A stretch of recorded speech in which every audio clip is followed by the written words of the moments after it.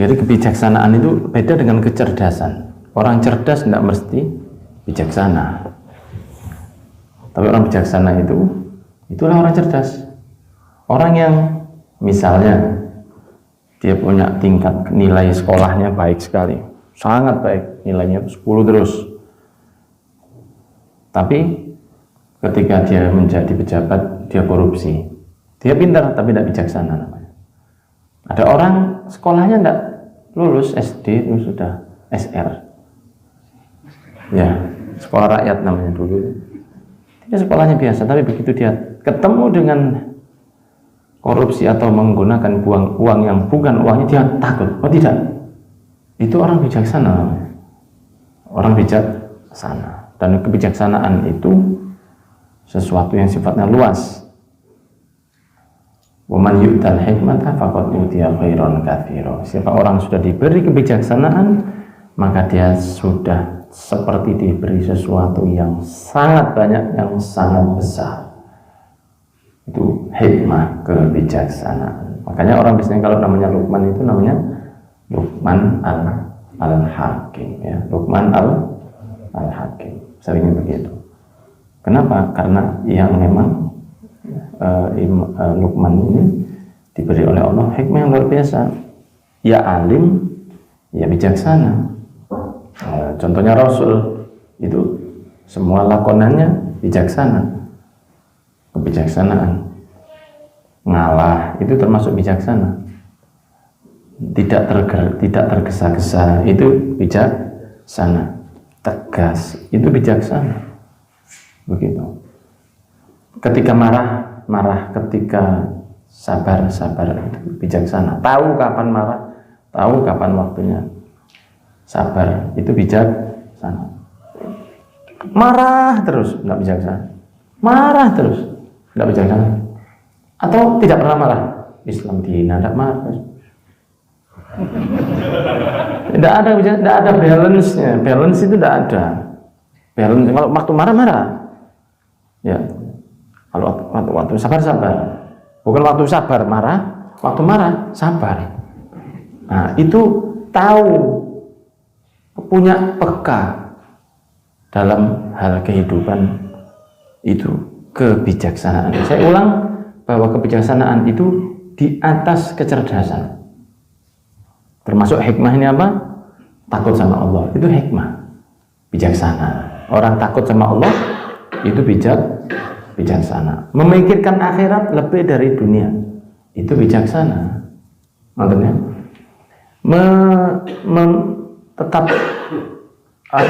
tetap bertahan dengan pekerjaannya yang tidak seberapa tapi halal, daripada mengambil yang besar tapi haram. Tetap bertahan dan yakin bahwa insya Allah aku itu termasuk dalam bijaksana. Itu luas sekali.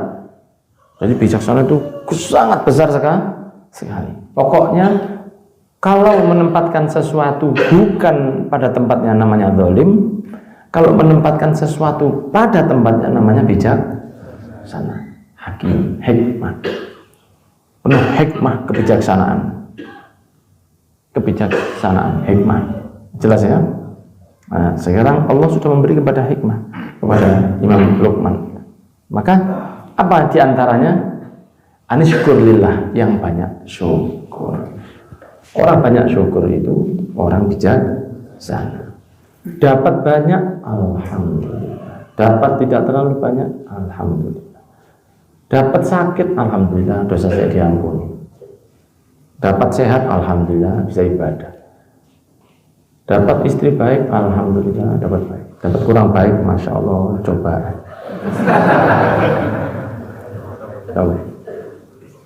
Jadi itu hikmah.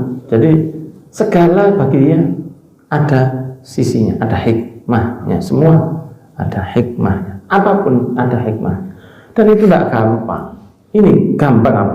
Gampang, repot ini. Diberi hikmah oleh Allah. Syukurlah pada Allah. Jadi seperti ilmunya itu ditransfer. Luqman al-Hakim ini seperti mendapatkan ilmu laduni. Dalam apa? Dalam proses memilih bagaimana caranya hidup yang baik. Apa diantaranya? Anishkurlillah. diberi hikmah untuk banyak bersyukur kepada Allah. Jadi semua yang beliau lakukan disyukuri. Ya.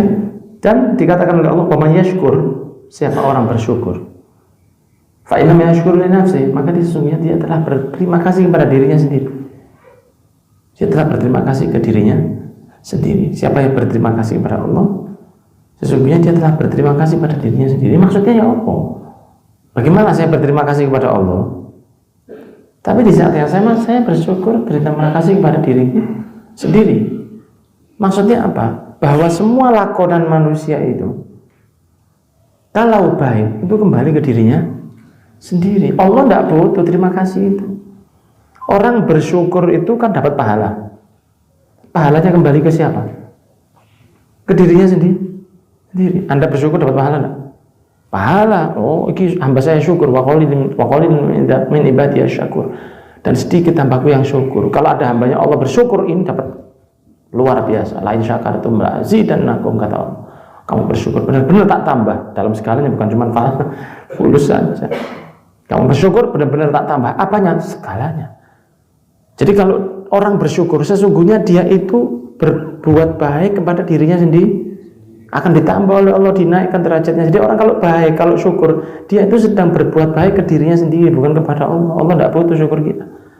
Allah itu apa kayak kita, anak kecil, anak kita mungkin kadang-kadang kalau ngasih kita sesuatu terus dia bilang lupa, kita lupa bilang terima kasih, dia mungkin nagih, tidak bilang terima kasih, kadang-kadang kan begitu. Atau kita didik dia, kita kasih sesuatu terus dia lupa bilang terima kasih, kita katakan kamu tidak bilang terima kasih, itu kan pendidikan. Kalau Allah itu kan tidak butuh terima kasih, tapi Allah kepingin kita tahu bahwa itu dari Allah, itu maksudnya Allah bersyukur, alhamdulillah.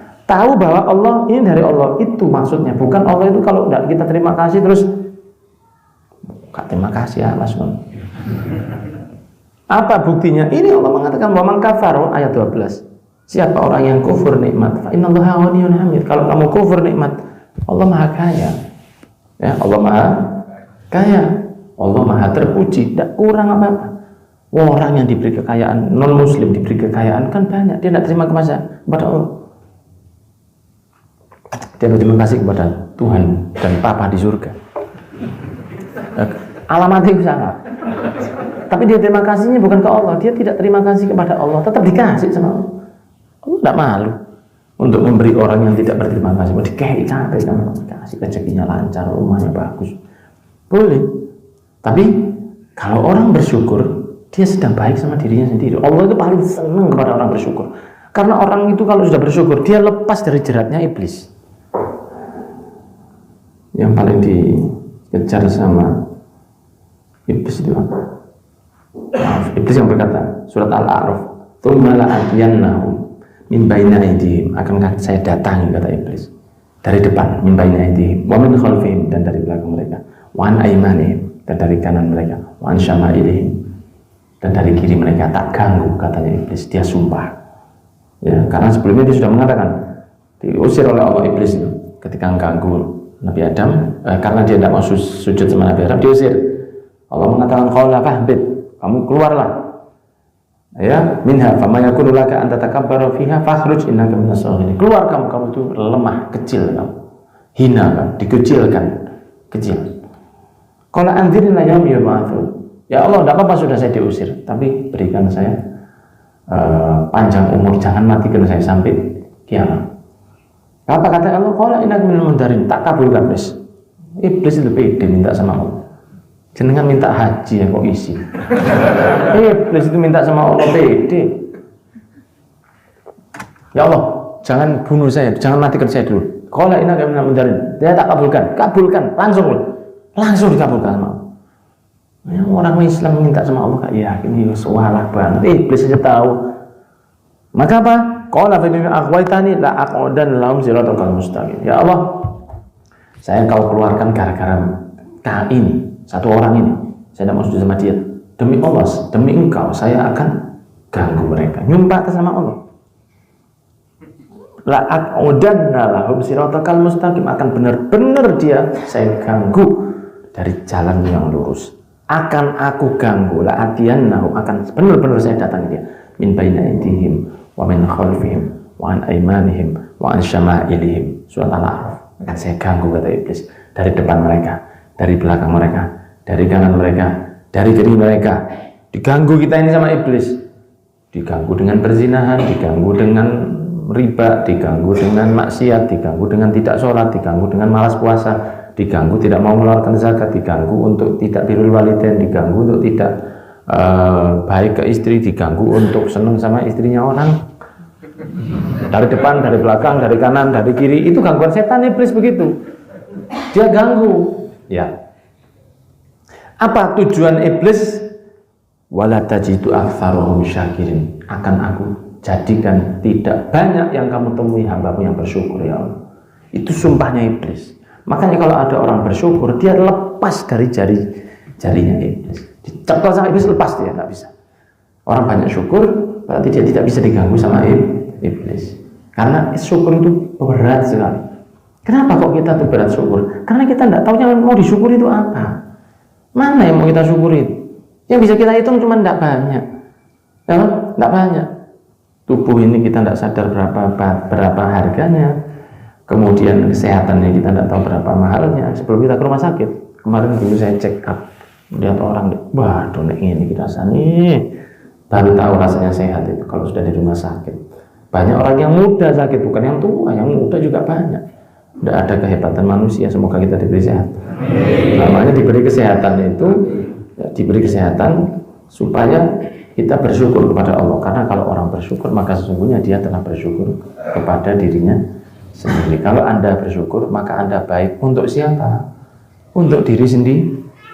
Wa man yashkur fa innama yashkuru li nafsihi. Orang yang bersyukur sesungguhnya dia bersyukur, dia telah berbuat baik kepada dirinya sendiri, bukan kepada Allah. Allah gak butuh. Fa inallah wa man kafara fa innallaha ghaniyyun hamid. Orang kalau kufur nikmat, dia tidak mau terima kasih sama Allah, dipakai untuk maksiat, rezeki yang diberi oleh Allah. Allah maha kaya, tidak ada masalah. Gak apa-apa, kawin nanti itu kan di akhirat. Tapi orang kalau bersyukur seperti Nabi Muhammad, ya, seperti para waliullah, seperti Nabi Ayub, dicoba terus syukur kepada Allah. Nah sekarang yang enak siapa? Ya mereka wafat kemudian mendapati nikmat kepada Allah. Belum di akhirat, di surga, belum di surga, di kubur aja sudah nikmat, di kubur aja sudah nikmat mereka, di kubur aja sudah enak, belum nanti di akhirat. Ya. Wa idh qala Luqman li ibnihi, kan ketika saya manggil Luqman ini gimana ya? Imam Luqman atau ya Imam Luqman begitu ya. Li ibnihi, kepada anaknya, ngomong kepada anaknya, wa huwa ya'idhuhu, dan diberi mau'idhah. Ya'idhuhu, diberi mau'idhah, diberi peringatan. Ya bunayya la tusyrik billah, kepada anaknya, nak jangan menduakan Allah Subhanahu wa ta'ala. Nasihat begitu. Jadi nasihat kepada anak, kamu jangan sampai syirik ya. Kamu harus yakin Tuhan itu Allah, itu jangan mau soal anakku dulu, jangan. Enggak apa-apa itu. Nah, kamu sampai mati harus terus nyembah ke Gusti. Tapi anakku insya Allah jangan. Hanya paling tidak itu menyatakan bahwa ini bisa loh terjadi ke siapapun. Keluar dari agama itu bisa terjadi kepada siapapun. Ya toh? Anda tahu anak Anda tidak mungkin minum baygon, tahu Anda. Cuma tidak ada salahnya makan, nak, jangan diminum. Atau hati-hati dari itu. Kan tidak ada salahnya. Nah, kalau Imam Luqman al-Hakim dia mengatakan padanya, anaknya, jangan sekutukan Allah Subhanahu wa ta'ala. Karena di antara menyekutukan Allah itu bagi para wali, senang sama dunia itu menyekutukan Allah. Ya. Ara'aital ladzi ittakhadha ilahahu hawahu. Allah tadi bertanya, apa kamu tidak tahu yang menjadikan hawa nafsunya sebagai Tuhannya? Ketika mendahulukan hawa nafsu daripada Allah, itu bagi Allah seperti syirik, padahal tetap beriman. Nah, Imam Luqman Hakim mengatakan kepada anaknya, jangan sampai kamu menduakan Gusti Allah. Allah harus nomor satu, nak. Inna syirka la dzulmun adzim. Syirik itu kezaliman yang sangat besar, kata Imam Luqman Hakim.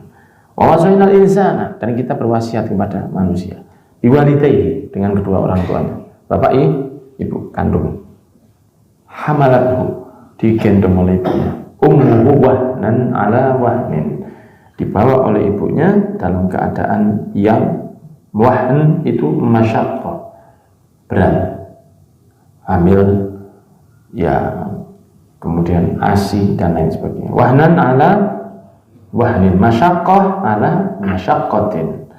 Wa fisaluhu fi amaini, dan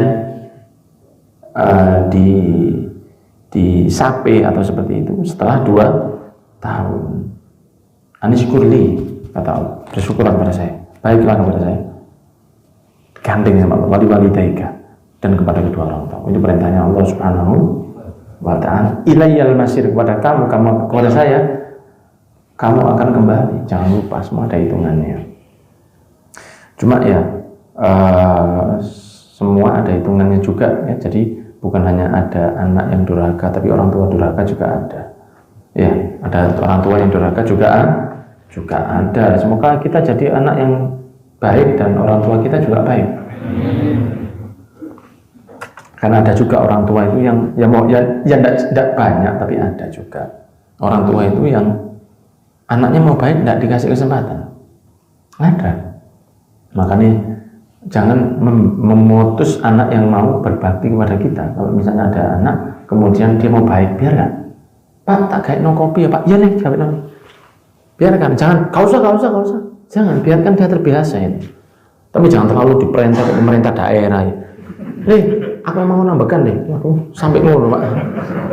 Jangan keterlaluan, segala diperintah ke anaknya. Akhirnya anaknya melihatnya cuma sebagai pemerintah aja. Ya, tidak pernah diajak keluar, tidak pernah diajak main. Burung itu kamu temani. Burung itu kamu ngancang nih. Burung itu ini, kamu harus tinggalin cari lagi. Aneh-aneh perintah. Ya, tidak ada orang tua itu yang tidak memberi kesempatan anaknya. Anaknya mau baik, dia nahan. Ya kalau sudah begitu mau apa? Yang penting yang anaknya sudah berusaha, tanggung jawabnya anaknya sudah lepas. Kalau emang dia tidak mau didekati, kalau emang dia memberi jarak, anaknya sudah lepas tanggung jawab. Yang penting anaknya sudah berusaha. Saya mau berusaha baik, ditutup. Ada, walaupun jarang tapi ada.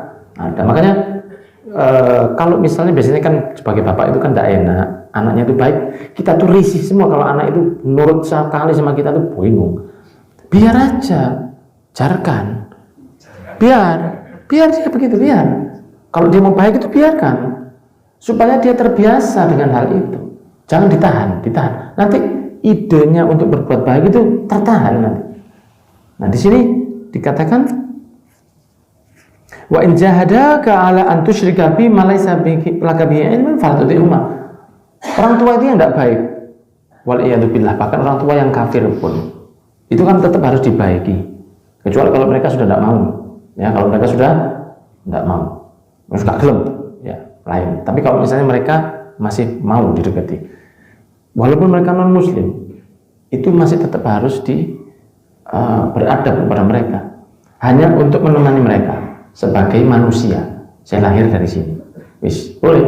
Tapi kata Allah, kalau mereka memaksamu untuk syirik kepada Allah atau melakukan maksiat, fala tuti'huma wasahibhuma fid dunya ma'rufa, tapi temani mereka, wasahibhuma, temani mereka di dunia secara baik. Jangan sampai dia dikasari, jangan sampai dia itu didolimi, jangan sampai dia itu dijadikan sampai tersinggung atau yang lain sebagainya. Understand kira-kira?